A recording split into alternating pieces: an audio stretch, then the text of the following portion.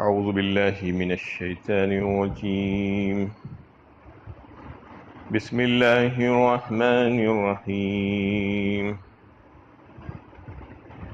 هو الذي جعل الشمس ضياء والقمر نورا وقدره منازل لتعلموا عدد السنين والحساب ما خلق الله ذلك إلا بالحق يفصل الآیات لقوم یعلمون. وہی ہے جس نے سورج کو تابناک بنایا اور چاند کو روشن، اور اس کی منزلیں مقرر کر دی تاکہ تم سالوں کی گنتی اور حساب معلوم کر سکو. اللہ نے یہ سب بامقصد بنایا ہے. وہ اپنی نشانیوں کو کھول کر بیان کرتا ہے ان لوگوں کے لیے جو جانتے ہیں. سورہ یونس کی 5ویں آیت ہے. اس سے پہلے شروع سورت میں اللہ تعالیٰ کی توحید اور مدبر کائنات ہونا کو ظاہر کر کے اس کی ربوبیت کو پیش کیا گیا تھا، اور یہ مطالبہ کیا گیا کہ سوائے اس کے کوئی معبود برحق نہیں ہے، عبادت صرف اور صرف اللہ ہی کی ہونی چاہیے. ایک اصول بیان کیا گیا. اصول یہ ہے کہ جو خالق ہوگا وہی معبود ہوگا، کیونکہ خالق ایک ہی ہے اور باقی کی سب مخلوقات ہیں. اس لیے لہذا معبود بھی ایک ہی ہونا چاہیے، ایک سے زیادہ نہیں. اس آیت میں بھی اللہ تعالیٰ نے اپنی قدرت کی دیگر بڑی بڑی نشانیوں کو پیش کیا ہے. اس میں لوگوں کو غور و فکر کی دعوت دی گئی، اس میں لوگوں کو توجہ دلائی گئی ہے جو صبح و شام اس کا مشاہدہ کرتے ہیں. فرمایا کہ وہی ہے جس نے سورج کو بنایا. کیسا بنایا؟ ضیاء کہا، تابناک، خوب چمکدار. والقمر نورا، اور چاند کو بنایا نور، روشن کیا. سورج میں تیزی ہے، گرمی ہے، تپش ہے، روشنی ہے، تیز روشنی ہے. چاند میں نرمی ہے، ٹھنڈک ہے، ہلکی روشنی ہے. یہ دونوں کو اللہ تعالیٰ نے بنایا، یہ فرمایا جا رہا ہے. وَقَدَّرَهُ مَنَازِلَ لِتَعْلَمُوا عَدَدَ السِّنِينَ وَالْحِسَابَ. اور پھر چاند کا تذکرہ کر کے اس کے فوراً بعد فرمایا گیا کہ اس کی منزلیں مقرر کر دی تاکہ تم سالوں کی گنتی اور حساب معلوم کر سکو. سورج اور چاند دونوں سے حساب کتاب معلوم کیا جا سکتا ہے. الشمس والقمر بحسبان فرمایا سورہ رحمان میں اللہ تعالیٰ. سورج اور چاند کو حساب و کتاب کا ذریعہ بنایا. قدرتی جنتری ہے وہ دونوں، لیکن دونوں میں فرق ہے. سورج سے حساب کتاب معلوم کرنا آسان نہیں ہے. اس میں میتھمیٹکس کا کام ہے، کیلکولیشنز کا کام ہے. ہر کوئی آسانی کے ساتھ اس سے حساب کتاب معلوم نہیں کر سکتا. لیکن چاند کا معاملہ ایسا ہے کہ انتہائی آسان ہے، جس سے ہر انسان بڑی آسانی کے ساتھ سادی آنکھ سے اس کو دیکھ کر حساب و کتاب لگا سکتا ہے، معلوم کر سکتا ہے، اندازہ کر سکتا ہے. اس لیے اللہ تعالیٰ نے چاند کو یعنی اسلامی جو عبادات اور دیگر معاملات ہیں اس سے جوڑ دیا. اسلامی حساب و کتاب چاند کے ساتھ جوڑا، جیسا کہ رمضان کے روزے، زکوٰۃ، حج، عدت، یہ ساری چیزیں چاند کے ساتھ جڑی ہوئی ہیں. چاند سے حساب کتاب کرنا پڑتا ہے، سورج سے نہیں. شمسی حساب اس میں نہیں چلتا. لیکن دونوں حساب و کتاب کا ذریعہ ہے. دونوں کو اللہ تعالیٰ نے ہی بنایا ہے. اور پھر چاند کی جو منزلیں مقرر فرمائی ہے اس کا تذکرہ اللہ تعالیٰ نے یہاں پر فرمایا. وَقَدَّرَهُ مَنَازِلَ. کتنی منزلیں مقرر فرمائی ہیں؟ چاند کی 28 منزلیں ہیں، 28. یعنی 29 یا 30 دن کا مہینہ ہوتا ہے. چاند سے جو تاریخیں معلوم ہوتی ہے، مہینے معلوم ہوتے ہیں، سال بنتے ہیں، تو ایک مہینہ 29 یا 30 دن کا ہوتا ہے اور 28 اس کی منزلیں ہیں۔ آخر کے 2 دن وہ چھپا رہتا ہے۔ سب سے پہلا جو دن ہوتا ہے وہ بالکل باریک ہوتا ہے چاند، اس کے بعد آہستہ آہستہ وہ بڑھتا جاتا ہے، اور 15ویں تاریخ جو ہوتی ہے بدر کامل پورا مکمل ہو جاتا ہے، فل مون، اس کے بعد پھر سے وہ گھٹتا جاتا ہے، گھٹنا شروع ہوتا ہے۔ تو اس میں اللہ تعالیٰ نے اس کی تاریخوں کا تذکرہ کیا، اس کی منزلوں کا تذکرہ کیا، وَقَدَّرَهُ مَنَازِلَ کہہ کر پھر فرمایا گیا کہ لِتَعْلَمُوا عَدَدَ السِّنِينَ وَالْحِسَابَ، اس سے تاکہ تم گنتی معلوم کرو، حساب معلوم کر سکو۔ کہ اس وجہ سے اللہ تعالیٰ نے اسلام کی جو عبادتیں ہیں، جو دیگر معاملات ہیں، اس کو چاند کے ساتھ اس لیے جوڑا تاکہ کوئی بھی پڑھا لکھا ہو یا غیر پڑھا لکھا ہو، شہری ہو یا دیہاتی ہو، سب کے سب آسانی کے ساتھ اس سے حساب معلوم کر لے سکیں، کس کو بھی کہیں پر جانے کی ضرورت پیش نہ آئے۔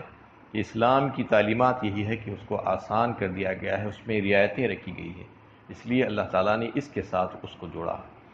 لیکن سورج اور شمسی سال جو ہے اس کو بھی استعمال کیا جا سکتا ہے، ایسا نہیں کہ وہ منع ہے اور حرام ہے، بلکہ اپنے دیگر معاملات میں جیسے کاروباری معاملات وغیرہ ہے اس میں شمسی سال سے بھی حساب کتاب رکھا جا سکتا ہے۔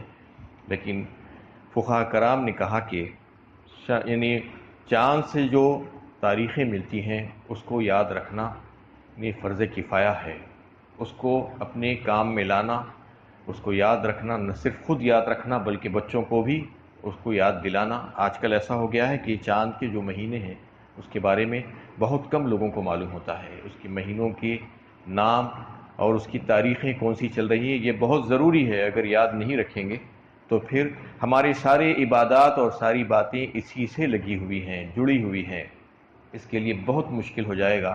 تو اس لیے چاند کے مہینوں کو ایسا ہی نہیں چھوڑ دینا بلکہ اس کو یاد رکھنا اور بچوں کو بھی یاد دلانا، ان کو بتانا کہ یہ کون سا مہینہ ہے، کون سی تاریخ ہے۔ یہ چیزیں بڑی آسان ہیں، اللہ تعالیٰ نے ہمارے لیے آسانی کے لیے اس کو رکھا ہے، تو یہ فرض کفایہ ہے ہم سب کے لیے کہ اس کو یاد رکھنا۔ وَقَدَّرَهُ مَنَازِلَ لِتَعْلَمُوا عَدَدَ السِّنِينَ وَالْحِسَابَ۔ حالانکہ سورج اور چاند دونوں چل رہے ہیں، دونوں کے لیے اللہ تعالیٰ نے منزلیں مقرر فرمائی ہے، لیکن چاند کا تذکرہ یہاں پر فرمایا۔ سورج کے تعلق سے بھی سورہ یاسین میں آیا کہ وہ بھی تجری لمستقر لہا کہا، والشمس تجری لمستقر لہا، اللہ تعالیٰ نے اس کو ایک ٹریک پر ڈال دیا ہے اور وہ مسلسل چلا جا رہا ہے، اور اس کی بھی منزلیں ہیں، جیسا کہ سورج یہ ایک چکر مکمل کرتا ہے 24 گھنٹے میں، اور دنیا کے ایک حصے میں 12 گھنٹے، دوسرے حصے میں 12 گھنٹے، اس لیے رات اور دن بدلتے رہتی ہیں اس سے۔ تو سورج اور چاند دونوں میں بے شمار فائدے اللہ تعالیٰ نے رکھ دیے ہیں، جس کا اندازہ جو ہے نہیں کیا جا سکتا کہ کتنے فائدے ہیں۔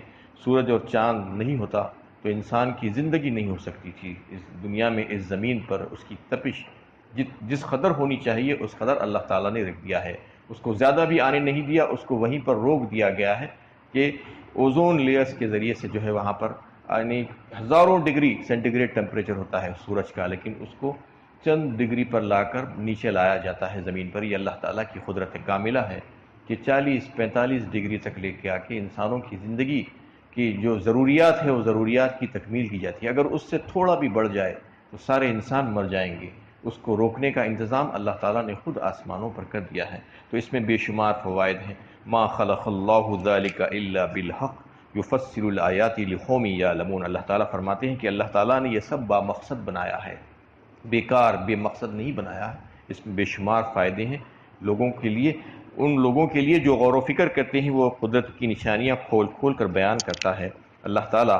اس میں جو ہے بہت سے فائدے رکھے ہیں جو اللہ سے ڈرنے والے جو لوگ بھی ہیں۔ تو اس میں اللہ تعالیٰ یہ فرما رہے ہیں کہ کائنات کا یہ نظام اس بات کی شہادت دیتا ہے کہ یہ کارخانہ ایک ایسی ہستی نے وجود میں لایا ہے جو نہایت حکیم اور مدبر ہے، کیونکہ اس کے ہر گوشے گوشے سے حکمت و تدبر کا اظہار ہو رہا ہے، اور یہ بات اس کائنات کے بامقصد ہونے پر دلالت کرتی ہے۔ قرآن اس کا جو مقصد بیان کرتا ہے کہ وہ اس حکمت سے پوری طرح ہم آہنگ ہے جو اس کائنات میں ہر طرف جلوہ گر ہے۔ مختصر یہ ہے کہ کائنات کا یہ نظام اس بات پر دلالت کرتا ہے کہ اس کا ایک مالک اور فرمان روا ہے، ایک دن ایک عدالت برپا کرے گا، وہ بڑی عدالت، اور اپنے وفادار بندوں کو جزا دے گا اور سرکشوں کو سزا دے گا۔ یہ یقینی ہے، یہ بتایا گیا۔ جزا و سزا کے وقوع پر یہ بہت ہی واضح دلیل ہے، اور قرآن ان دلائل کو اس لیے پیش کرتا ہے کہ لوگ سوجھ بوجھ سے کام لیں اور حقیقت تک پہنچنا ان کے لیے آسان ہو جائے۔ لیکن آج جو میٹریلسٹک دنیا میں جو لوگ مادہ پرستی میں لگے ہوئے ہیں، اور اس کی وجہ سے اسلام اور دیگر مذاہب کو ایک ہی سمجھتے ہیں، کوئی امتیاز نہیں جانتے اس میں، حالانکہ زمین و آسمان کا فرق ہے۔ اسلام اپنے ماننے والوں سے یہ کہتا ہے کہ اس زندگی کے بعد ایک اور زندگی آنے والی ہے، ایک دور تمہارا، اور اس دور کے لیے تم کو یہاں پر تیاری کرنی ہے۔ تو آخرت میں جو ہے حساب و کتاب ہوگا تمہارا اس دنیا کے کام کاج کے متعلق، تم نے کیا عمل کیے تھے اس کے متعلق تم سے سوال و جواب ہوگا۔ یہ بالکل لاجیکل بات ہے، لیکن بڑے بڑے دانشور آج یہ سمجھ نہیں پا رہے ہیں، اس لیے اللہ تعالیٰ فرما رہے ہیں کہ اس میں غور و فکر وہی لوگ کرتے ہیں جو علم رکھنے والے ہیں، علم رکھنے کے باوجود جہالت کا جو مظاہرہ کر رہے ہیں۔ دنیاوی علم چاہے کتنا ہو جائے، دین کا علم نہیں ہے، اگر آخرت کے بارے میں نہیں معلوم تو وہ جاہل کا جاہل رہ جائے گا۔ اس لیے بتایا گیا ہے کہ ہر چیز کا ایک نتیجہ ہوتا ہے، نتیجے کے لیے کام کیا جاتا ہے، دنیا کا کوئی کام بے نتیجہ نہیں ہوتا۔ تو پھر ساری دنیا کو جو ہے ایسے ہی اللہ تعالیٰ نے بنا دیا ہے، یہ ساری نعمتیں ہم کو ایسے ہی دے دی ہیں، عطا فرما دی ہے کہ ہم سے کوئی حساب کتاب نہیں ہوگا۔ یہ کیسی بیوقوفی ہے، ماخانہ بات سوچ ہے کہ لوگ اس کو سمجھ نہیں پا رہے ہیں۔ بڑے بڑے ہوشیار سمجھ جانے بوجھے والے اور دانشمند کہلانے والے جو لوگ ہیں، وہ بھی اس بات کو نہیں سمجھ رہے ہیں کہ اس زندگی کے بعد ایک اور زندگی آنے والی ہے، آخرت والی زندگی۔ اللہ تعالیٰ نے اس کو اس لیے رکھا ہے کہ وہاں پر جزا اور سزا کے فیصلے ہو جائیں۔ تم دنیا میں جو کچھ کر کے گئے ہیں اس کے متعلق اس کا حساب و کتاب ہو، اور پھر اسی کے مطابق تمہیں جزا اور سزا ملے۔ یہ بات بالکل یقینی ہے۔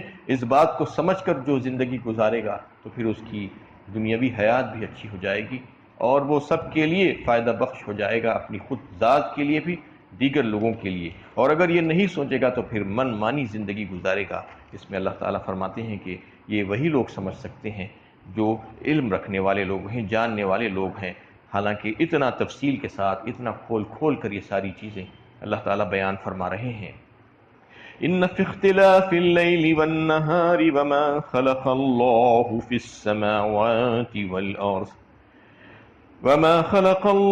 السماوات والارض لآیات لقوم یتقون۔ یقیناً رات اور دن کے ایک کے بعد دیگرے آنے میں اور ان تمام چیزوں میں جو اللہ نے آسمانوں اور زمین میں پیدا کی ہے، ان لوگوں کے لیے نشانیاں ہیں جو اللہ سے ڈرتے ہیں۔